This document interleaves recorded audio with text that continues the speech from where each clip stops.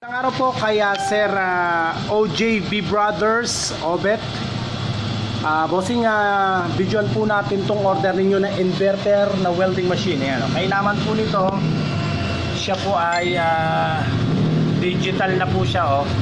Ayan, pag pinilit niyo kung ilang amperes ang gusto niyo. Ayan, okay. Ayan, natin ng konti. Tapos, ayan po yung grinder. Pwede po siyang pang cutting, pang stainless, pang spot, full weld. Ayan. Kaya testing lang po natin. Hindi ako masyadong sanay pero testingin lang po natin mga bossing ha. Okay. Ngayon po natin itong grinder ni sir. Ayan. Okay. 220 na po siya ha. 220. Pati po ito, diretso na po siya sa saksakan.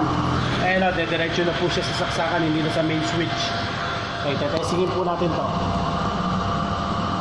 Okay. Testing natin.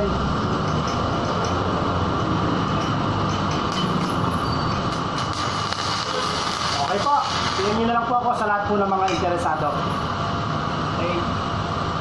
Ayan po, buo po yung meron siyang pan sa likod. Ayan o.